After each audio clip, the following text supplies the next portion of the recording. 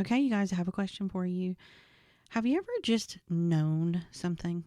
You just knew and you weren't quite sure why? Or maybe something's happened and you just had this feeling literally in your gut, your stomach area, you really felt it. It's happened to all of us. It happens often. But I think many of us, we just don't trust it. But it's much more common than you think. And I believe it's an important part of our daily lives. So today, I want to talk about intuition and gut feelings.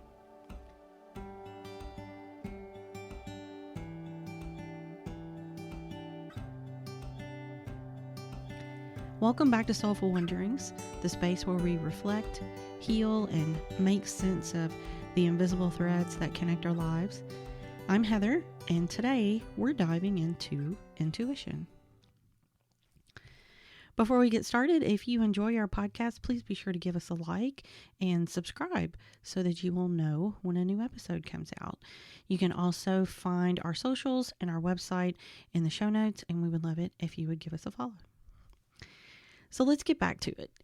Intuition, it's bigger than most of us think. I swear my intuition or gut feelings, I'm not completely sure that it hasn't saved my life before, and I can find it in a variety of things in my life, a variety of situations, in fact, I feel like you could say that it's part of just about everything in my life, whether it's a situation, an event that's happening, or maybe a person that I kind of get, I get this feeling about. Okay, I have a few examples that I want to share with you guys. And when I started thinking about this, these were the ones that came up quickly. And that were just easy to share. But as I was getting into it, there were so many more that came up. So when I tell you, this happens all the time. It happens all the time. So when I tell you one from when I was in college, I went to school at Northwestern in Natchitoches. So it's a somewhat small town, and there wasn't a whole lot to do. The college was one of the biggest things about the town. Okay, I say that, and before anyone comes for me that knows about Natchitoches, they have a big Christmas light show every year. I'm not taking away from that. I'm just saying it is a small town, and the college is probably the biggest thing there. So when you're in school, there's just not a whole lot to do unless it's sort of related to the school. But there was this little bar that was actually near campus, and you could go and you could shoot pool, you could throw darts, you could have a beer. I've actually never really been a big drinker. I'm still not. I'd have a beer and just enjoy my time. It was a great place to hang out with your friends. There wasn't a lot of loud music and things like that. It was just a fun place to go and hang out. And it was something that we did often, and we really enjoyed it. And then frequently, literally right down the road, kind of on the next corner, there was this little kind of hole in the wall place called the Pickle Barrel. Y'all, they had the best burgers and fries I think I've ever had in my life. And the owner was just this super nice guy. And you felt like you were home. You were with your friends. You felt safe and all the things. So it was just a great time. And you could just relax and enjoy your evening. And we went there often. This was a frequent thing that we did. But there was one night that I was just uneasy all night. I was just off. Do you know what I mean? I know a lot of us use that word off, but I think everybody knows what you mean when you say that. Something was just not right. I was out of sorts. I was distracted. I couldn't relax. It wasn't fun. I wasn't in it. I wasn't present. So I felt like, you know what, I'm just going to go home. I'm just going to head home. Maybe I just don't feel good. Maybe there's something going on. So I went home and I continued to just sort of feel uneasy and out of sorts. And then my phone rang. And when it rang, I knew it was my dad. And here's the thing. When my mom was alive, we talked all the time. Multiple times a day, we talked. I think I've said this multiple times. My mom was essentially my best friend. So I would talk to her all day long, just about different things that were happening. It was very normal. And I rarely talk to my dad on the phone. It just wasn't, that just wasn't the kind of conversations we had. He wasn't kind of a phone person. That just wasn't, and that wasn't our relationship. But when that phone rang, I knew it was him. In fact, when I picked it up, I almost answered it with, "Hey, Dad, what's up?" Because the truth is, I knew if Dad was calling, something was probably up. Now, I didn't have a total feeling of dread, I don't think, but I knew something was up, and I knew that. And so, of course, I picked up the phone, and it was my dad. And he was calling to tell me that my grandmother, my mom's mom, had passed away. So my mom was basically, understandably, very upset. And so he had been the one that called. But again, I knew something had been off all night. I just couldn't put my finger on it. And again, when I thought back on it, and as I was bringing the story back up, it's just so interesting to me how often this happens in my life, how often it still happens in my life. Just, of course, now I know a little bit more of what to do when it happens. So now fast forward a few years, and this was the point where my mom was sick. You know, she was really sick. We were reaching the end, and we all knew that.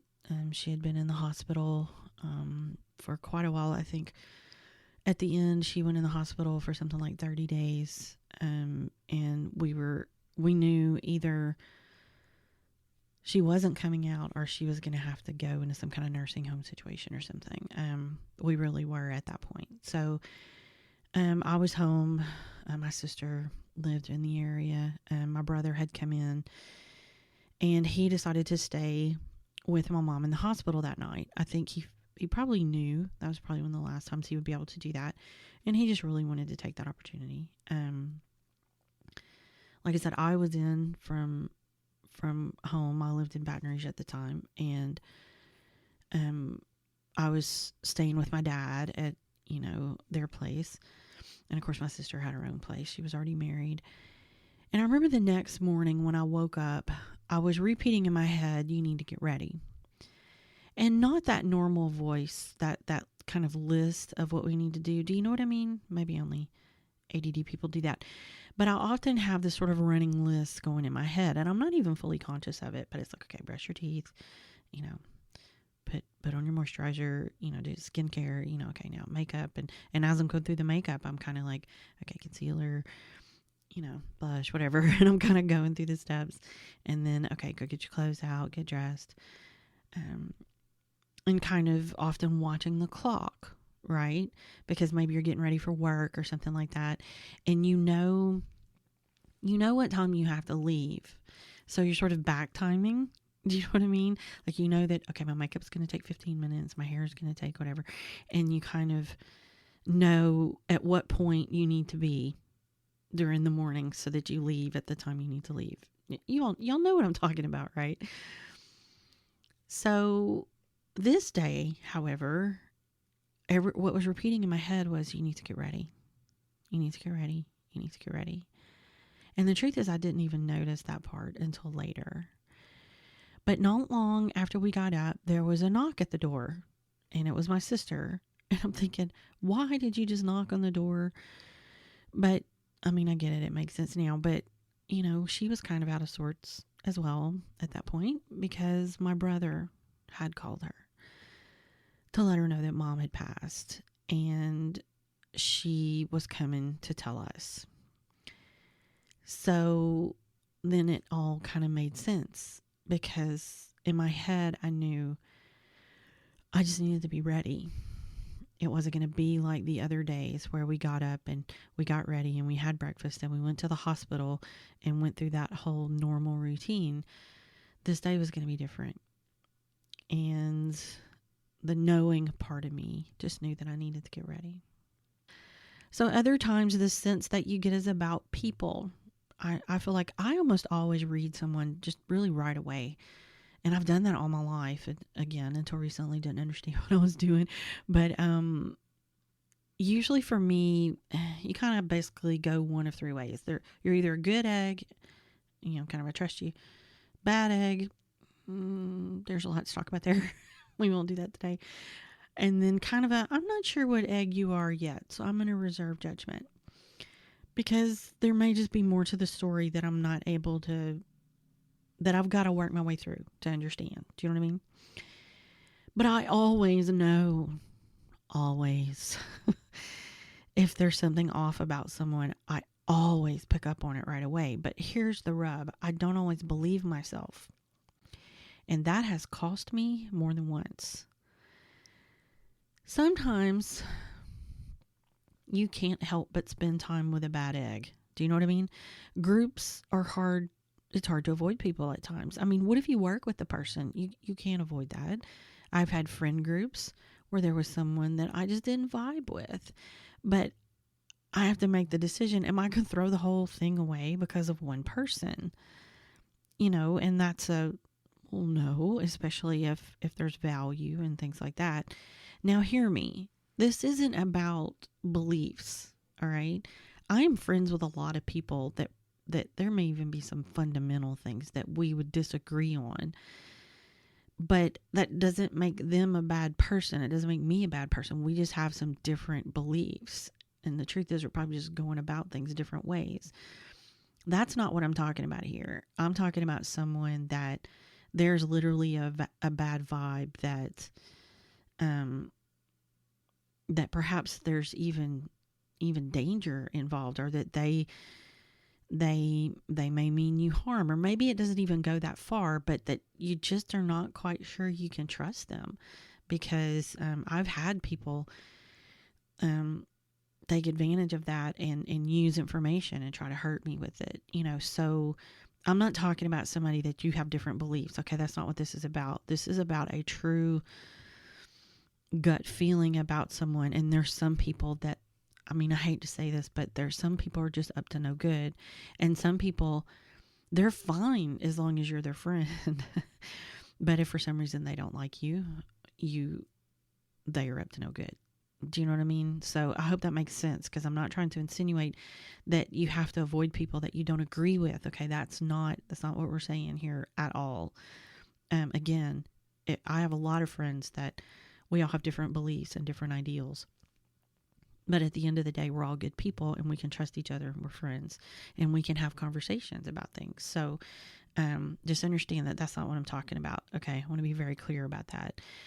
But one thing that I've noticed is that if I am in that situation where I feel like it's not just a difference in beliefs, okay, I feel like there's some bad egg vibe coming off of them in some way, I find that I tend to be very guarded, and I'll never really open up to them. They may think they know me, but they'll never know, because I will keep a certain part of me guarded, and there are things that I'll never say to them. I'll never share with them, because there's a trust that I just don't have, because I'm just uncomfortable. Again, that trust level is just not there. And so often I'm just kind of not myself, around them. They get the version of me that, that I allow, that I'm willing to share. So, and again, it's not that they're a bad person necessarily. There's just something about them that doesn't jive. But sometimes they are. Again, sometimes they are someone that is up to no good. And if you feel that, then you gotta believe it, and you gotta listen to it. And here's one of the perfect examples of that. There was another time that I have a friend that I trust with my life. I trust dearly. She's an amazing person. And she knew someone that I got introduced to, and I completely let my guard down. Completely. I thought, well, this person trusts them and they know them, so okay, well then I do too. And that was just it. I completely ignored the odd feeling that I had coming off of them the first time I met them. I never really explored it. I just said, okay. And the truth is, some of the stuff that was coming up, I thought, maybe it's because we're different people. You know what I mean? Maybe because there were some kind of fundamental differences in ideals and things like that. So I'm like, maybe I'm letting my conditioning get in the way. Maybe it's because I don't necessarily agree with them. And I was trying to, how am I going to say this? Grow and be a bigger person. Be someone that is like, don't be like that. You know, you need to be, you know, accept and learn and grow and all the things. Nope. Nope. That was not the case at all. And I completely ignored it. And on top of that, there was also the time that I met them, I was in a super, super, super high energy situation that I was working to kind of get under control. Like I had been hit with a lot of energy and I was literally buzzing. And so I was kind of struggling with that a little bit. So I allowed my rational mind to go, oh, but it was probably this. Oh, but it may be this. Just give it a chance. But when I went back and really looked at it, it wasn't. My gut instinct was right in the first time. And what I should have done was put all that aside and really analyze it without that in the picture and see what I thought. I did not do that. And it was a huge mistake. It was huge. Come to find out, well, and my friend hadn't been around this person for a long time. So the odd feelings, she had some of them too. We had just never talked it through. We had never talked about it. I didn't really realize she had that much going on. And the situation I ended up finding myself in actually could have been dangerous in some ways. Thank goodness I evidently sort of subconsciously protected myself. But yeah, it was, and that is not the only time something like that has happened, where I have been in a situation where I trusted a friend's judgment. Oh, well, they know him, so they must be fine. And that just wasn't the case at all. And like I said, didn't even know that the friend had reservations about them as well. So again, not the only time that's happened, but yeah, you kind of live and learn. And especially now that I know what I know, because some of those happened before, I'm much more conscious of it, and I'm having to be much more conscious of when those feelings come up. I can't ignore them. I can't. I have to pay attention, and I have to trust it even when it feels odd. And when I go, what is even happening? It doesn't matter. Your gut said do this, so do it. Yeah. Okay, and so I have one more, and this one is very recent, and I was like, okay, creator, thanks for, I get it. I'm listening. And this is actually one of the reasons I wanted to do this episode, because I really wanted to share this. It's such, almost textbook of, okay, this is why you listen. So my husband and I were driving over to St. Francisville, which is a town over kind of north of Baton Rouge. Beautiful, kind of historic town. They have all these beautiful, beautiful homes and things over there. And I have a list. Okay, just to let y'all know, I am a photographer. I haven't talked about that too much, but I also do photography. And in fact, I have another website and whatnot where I sell the photography. But anyway, my point is I have a whole list of places that I want to go visit to take pictures.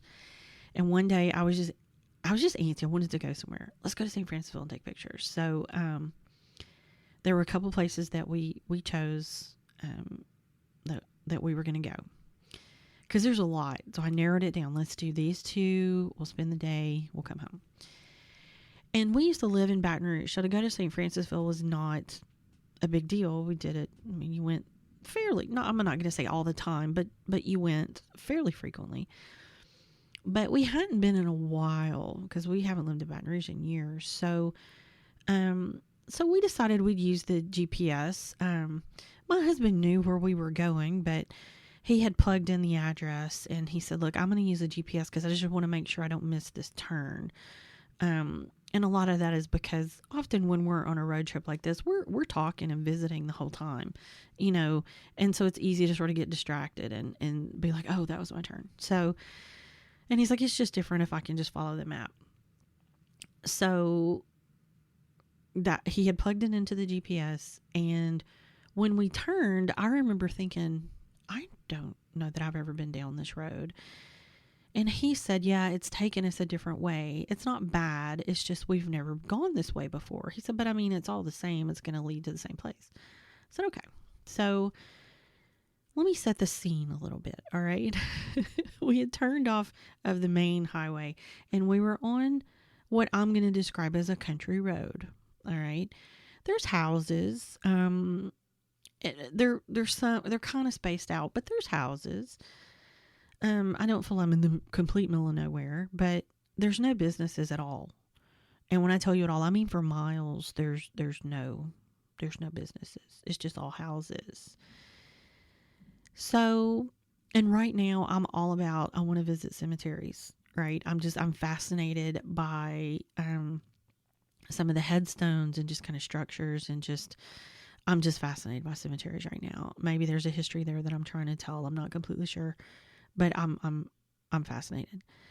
And in fact, that's one of the places we were going to go in St. Francisville was a cemetery there. And I'll be sharing that on my sister's side. It's called Pretend Cajun, but I'll be sharing some of that soon. And because it's one of the oldest, I think in this area, and it's gorgeous. Anyway, so basically that's what I'm kind of into now. So I tend to sort of notice them everywhere. Have you ever noticed how that happens? Like when you're interested in something, suddenly you see it everywhere. You know, I had never noticed how many cemeteries there were just around town. And then all of a sudden, as I'm driving and I'm interested in cemeteries, I'm going, oh, well, there's one. There's one. So anyway, we're driving down this road and I see this kind of small cemetery that's off the road. And immediately I noticed there's some structures kind of in it that caught my eye, you know, and I'm kind of, ooh. And so, I literally was just about to open my mouth and ask my husband, hey, let's go back, because I wanted to ask him quick before we got too far down the road, you know, look for somewhere to turn around and let's go back real quick. Before I could say anything, literally my mouth was open. Okay, hear me. My mouth opened. He goes, the tire light just came on. Okay. So for a little further context, the car we were in is still fairly new to us. It's a used car, but we haven't had it really that long. And this is probably, I think, the second time that we've really taken it anywhere out of town. So, and then add to that, again, we're on this country road with no businesses. So I pull up my phone and pull up the GPS to see if I can find, okay, where's the closest gas station? Like what's around? There's nothing, y'all. Nothing. For miles. There's nothing. There's not even a shoulder. There's nothing. Again, there's houses, grant you that, but they may or may not be safe, right? So needless to say, my focus immediately went to the tire. And I admit I put the cemetery, you know, kind of back in my file box in my brain as maybe we could just go there maybe on the way back once we figure all this out. This is providing we got this tire thing fixed. So we get to St. Francisville and we find a gas station. We check the tire. Look, the car is so new that we don't even have one of those little gauges where you can check your air. Like we have that in all our cars, but we haven't even really put all the things we need in the car yet. So we bought one of the little tire pressure things, and one of them was low, not bad, but it was low. So we said, okay, so we put some air, we got everything up to pressure. None of them were truly flat. There was no obvious signs of an issue. So we're like, okay, what do we do? It's a Saturday morning. So we said, okay, look, let's just carry on with our day and let's keep an eye on it. So as we went, we would check it and we would just kind of visually look at it. We would check the pressure with the little gauge and it was fine. After we put air in at that time, it was fine. We went to our first stop, had a great time, and then we stopped for lunch. So as we're eating our lunch, we're kind of discussing our plan. We've been to one place, but we still have a second place that we want to go. So we're thinking this may just be a sensor. I mean, the tire pressure has remained fine, and this has been for hours in the heat, you know, all the things. So we even talked about, okay, should we find somewhere that might be open on a Saturday and see if we can have it looked at? But to do that, we were going to have to go all the way to Baton Rouge. And again, it's kind of far from St. Francis. We're talking about an hour drive to get there. And I mean, it was noon. We had to, it's going to be a Sam's or a Walmart or something that's open. We had reset the light to see if it would come back on, and it did, but then it went out again. So we decided we were going to just kind of continue our plans. Again, we felt like it was probably just a sensor or something like that. Again, we were keeping an eye on it, but we felt like we were okay. And of course, as we were talking, it was like, well, we probably need to go back home a different way. That's a little more populated, at least with businesses. And so I'm kind of like, oh. And my husband goes, what? Why do you not want to do that? So I explained that, well, I was kind of hoping we could go back the way we came because I really wanted to stop by that cemetery. But I get that maybe we shouldn't go that way because we need to make sure that if we need to stop somewhere that we can. We need a shoulder so that you can change a tire, or a gas station that you can pull into quickly or something like that. But at this point is when we both kind of started putting together what had actually happened. Because that's when I explained to him, okay, look, I'm going to pause for just a second. If y'all hear a lot of noise, there's apparently a thunderstorm going on outside right now. So y'all may hear some thunder in the background. Just heads up that's all it is. Just a little storm rolling through. Hopefully it will be quick. So where were we? So when I explained that I had kind of wanted to go back that way and go through that cemetery, that's when we both had started putting together what had actually happened. Because I explained to him that right as I wanted to stop was when the tire light came on, which effectively stopped us from, stopping, right? We both kind of went silent for a minute because it's like, had Creator actually stopped us from going to that cemetery? And of course, me being me, I'm immediately wondering, well, why? I mean, was it something cool? Like, why couldn't we go? But he goes, nope, we are not going today. That's what my husband said. He's like, we are not going back. That was a sign. How can you not? He's looking at me going, how can you not think that was a sign? And I'm like, well, of course it was a sign. And I know it was a sign, but I really wanted to go. So I was like, well, maybe not. Maybe I misunderstood. And he's just looking at me with this sort of head cocked look. I get this look a lot, y'all, where he's going, really? Are you listening to yourself? So anyway, he knew I was avoiding. So I was like, fine, I tell you what, let's energy test it, which we're going to talk about energy testing in another episode, but it's something you can do to kind of get a yes or no answer about something. Now it does depend on how you ask the question, but that's irrelevant at this point. And here's the truth: an energy test is especially if you ask the question properly, that is, it's really never wrong. It's kind of like your gut. So anyway, so I asked, are we supposed to go back to the cemetery today? And I got a very quick and very obvious no. I even asked a different way just to make sure. I was kind of testing, I needed to know. Still the same answer. So my husband looks at me and he says, so you going to trust it now? He said, because I'm not going back there. And the truth was, okay, here's the reality. I was disappointed because I wanted to go back, but I had already decided that no, we can't go, because that was just too, I don't believe in coincidence, right? And before he and I had really even talked, I had started putting it together that light went off right as I was trying to ask. But I kind of wanted to see how he would react. I wanted to see what my husband would think. And it truly was further validation that I was indeed right, that it was not the day. It was not our day. And I don't know what the reason was. I don't know. There may be another time that going there works and that's okay. But what I know was that was not the day. And, okay, not to be dramatic, but there may have been something about that moment that us not stopping kept us safe. Maybe it was to make sure we were on a different road coming home.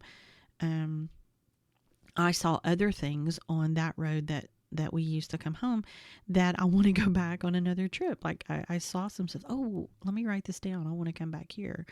There were gas stations. There was a lot of populated area. So we were able to stop and check the tire a couple of times. So did my intuition save my life? Maybe not that time. Maybe it kept me safer. I'm sure there are other times where following a gut feeling probably put me exactly where I was supposed to be, and perhaps that was, just ahead maybe of a wreck. If I had left later, have not listened, I might have been caught up in a wreck or caught up in really bad traffic. But the fact that I left when I thought I should helped me get ahead of it. Do you know what I mean? I don't know that for sure, and there's really no way for me to know that. But it is interesting when you follow. Wow, that one was loud. When you follow a feeling and it comes back around and you go, oh, that was the reason I did that. That was the reason that was supposed to happen. And that's happened for me before too. But I do believe that a lot of this can have a ripple effect, what do they call it? A butterfly effect?